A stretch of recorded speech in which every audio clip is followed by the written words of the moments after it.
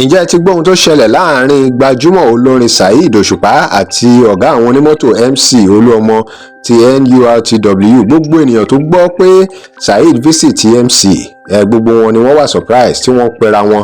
Àwọn èèyàn kan ti bẹ̀rẹ̀ sí pera wọn nígbà tí wọ́n rí nǹkan tó ń ṣẹlẹ̀ pé tuntun leléyìí o, eléyìí tó ṣẹlẹ̀ yìí dá o, tí Saheed Osupa tó wá visit Mc Oluomo lọ́fíìsì ẹ̀ ní Agége. Gbogbo àwọn ọmọlẹ́yìn àwọn méjèèjì àti Mc Oluomo àti Saheed Osupa nínú wọn dùn ṣẹ̀kẹ̀ pé ìgbà tuntun ti dé tí Saheed tó fi wá visit Mc Oluomo. Wọ́n lè di Saheed lọ sọ́dọ̀ Mc Oluomo sínú ọ́fíìsì ẹ̀.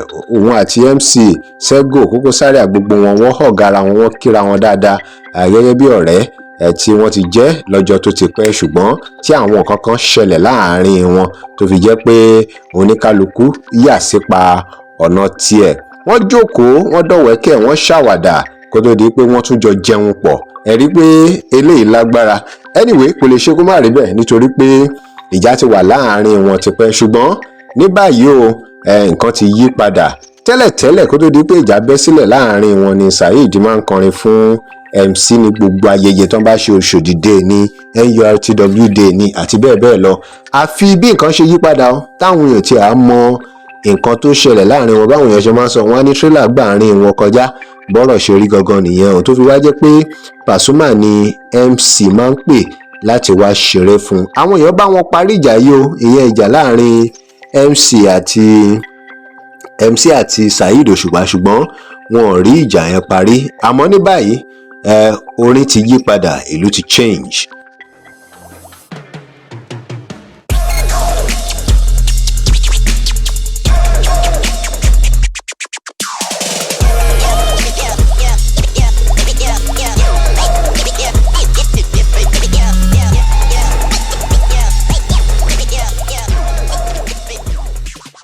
Welcome to Digi Nigeria. Remember to like, share and follow us.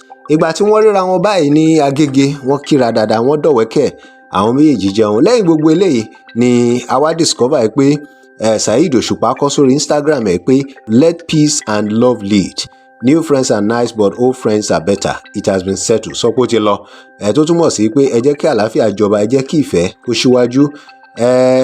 Ọ̀rẹ́ tuntun ó dáa, ṣùgbọ́n ọ̀rẹ́ àtijọ́ ló dára jù. Ẹ sọ pé ó ti lọ. Bó ṣe rí gan-an nìyẹn o.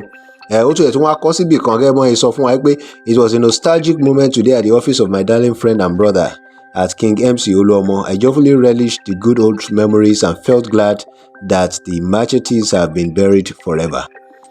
Tó túmọ̀ sí pé gbogbo wàhálà tó wà láàrin wọn ó ti parí, kò sí jà mọ́, kò sọ́tẹ̀ mọ́. Òun náà ló kọ tó fi sọ pé it was a great moment, a nostalgic moment. Kéèyàn tó lè kọ orú nǹkan báyìí sórí Instagram page, nǹkan tó dáa lójú ni, tí ò sí họ́wùkọ́wù kankan ń bẹ̀. Láti sìn lọ, bá rí Òṣùpá tó ń kọrin fún MC, tí ẹ sì rí MC náà, MC Oluomo tó ń náwó fún Saheed Osupa, ẹ má jẹ́ ó yà yín lẹ́nu. Nítorí pé àwọn méjèèjì wọ́n ti padà di ọ̀rẹ́ padà gẹ́gẹ́ bí wọ́n ṣe ń ṣe ní ìgbà kan. Àwọn méjèèjì jẹ́ ọ̀rẹ́ àti kékeré, ṣùgbọ́n gẹ́gẹ́ bá ṣe sọ tẹ́lẹ̀ pé nǹkan kan ló gba àárín wọn kọjá. Àmọ́ èyí tó ṣe kókó jùlọ ni pé àwọn méjèèjì wọ́n ti padà parí ìjà wọn. Inú àwọn èèyàn dùn lórí ọ̀rọ̀ yìí o. Gbogbo àwọn ọmọlẹ́yìn wọn náà dunnú. Ẹ ṣàkíyèsí pé láti ìgbà tí Saheed Osupa ti dé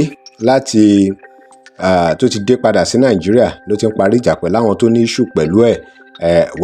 Àmọ́ nǹkan tí ó gbọ́, àmọ́ nǹkan tó rí, àmọ́ bóyá for spiritual reasons ni, àmọ́ bí nǹkan ló advice ẹ̀ àbí ó rò pé àgbà ti ń dé o. Lóòótọ́ táwọn èèyàn bá ń dàgbà wọ́n máa ń parí ìjà báyẹn. So ó parí ìjà pẹ̀lú Pasuma, ó parí ìjà pẹ̀lú Muri Thunder, Wasiu Ayinde, and of course this time around MC Oluomo. That's a great move. Nǹkan tó dáa ni. Ẹ jẹ́ kí àlàáfíà jọba. Àwọn ọmọ Yorùbá bẹ́ẹ̀ ni àsìkò yìí ló yẹ ká súnmọ́ra wa o. Ìbájẹ́ olórin ni ẹ́, ìbájẹ́ òun wakọ̀ ní gbogbo iṣẹ́ tá a bá ń ṣe, tá a bá ti jọmọ Yorùbá, bá a ń jọmọ Yorùbá gan, ẹ já fìmọ̀ ṣọ̀kan. Ọ̀nà yìí gbogbo àwọn tá a dẹ̀ ń sọ yìí náà tó parí ìjà pẹ̀lú ọmọ Yorùbá ni gbogbo wọn. Ọ̀nà yìí náà la fi lè gbé Yorùbá lárugẹ, ká ní orílẹ̀-èdè Yorùbá ká lè tẹ̀síwájú. Kí lè ròyìn lórí ìgbésẹ̀ tuntun tí Saheed Osupa gbé yìí tí ó fi lọ meet MC Oluomo tó fi parí ìjà wọn? Kí lè ròyìn? Ẹ share pẹ̀lú wa, like and follow us. Thanks for watching Digi Nigeria.